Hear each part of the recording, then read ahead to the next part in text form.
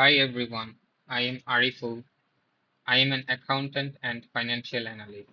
I have been working for many years. In this video, I will show you how to categorize the transaction accurately. From the left menu, hover over the transactions, then click on the bank transaction. Select the bank where you can find the transactions. If you select the bank, you will find three options are available: for review, categorize, and excluded. In the for review, you can find the transactions are not categorized. In the categorize, you will find the transactions once categorized.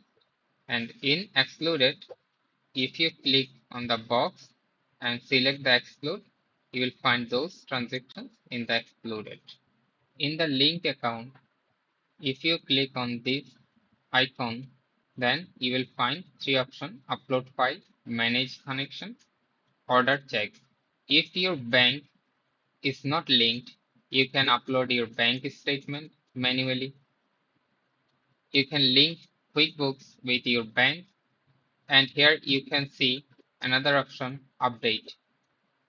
If you see your bank feed is not updating, then you can click on the update. Then the new transactions will appear. Usually, QuickBooks update the transactions automatically. You don't have to do anything. Here you can see three options. In all date, if you click down button, then you will see date. From here, you can select custom and you can select the date range from where to where you want to see the transactions. And in the all transactions, you can filter by money in. If you click in the money in, you will see the transactions which is deposit. If you click on the money out, you will see the transactions which is in spend only. So you can filter by this. And if you want to search the transactions by amount, check number or description, then you can simply write the amount and press enter. And here you can see the page number. I mean the first page. If you want to go to second page, you can click on the second number or click on the next button. Here you see print list. If you click here, your list will be printed. And here you can see export Excel. Here, if you click on this icon, then your all transactions will be exported in Excel. And if you click on the setting icon, you can, if you scroll down and if you see the page size, here you see 50, 75, 100, 200, and 300. If you click on the 50, in every page, you will see only 50 transactions. So as I selected 300, so in my every page, I will see the 300 transactions. And you can include more columns by clicking it. If you don't want to have two columns per amount, you can select show amounts in one column. Then you will see money in and money out will be in one column. So I like two separate columns, so I will unselect it again. Now let's categorize. If you select the transactions you want to categorize, here many transactions, but I want to categorize this transaction. So I select on this transaction. Then I can see here are four options. One is categorize. Here you can categorize everything manually. Second one is match.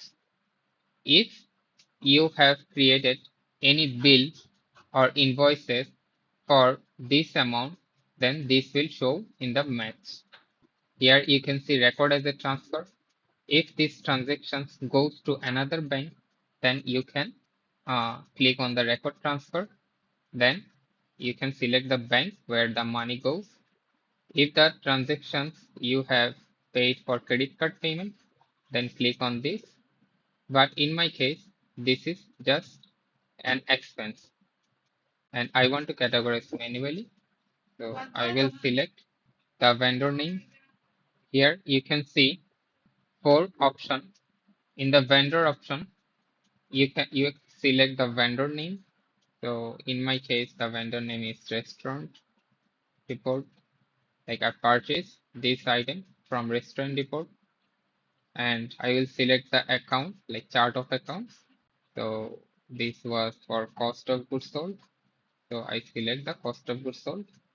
In tag, I don't select anything usually. In the memo, you will see these bank details in the memo, or you can write your own for future track. Then simply click on the add. Let me show you another one. This transaction is from Devo Technology.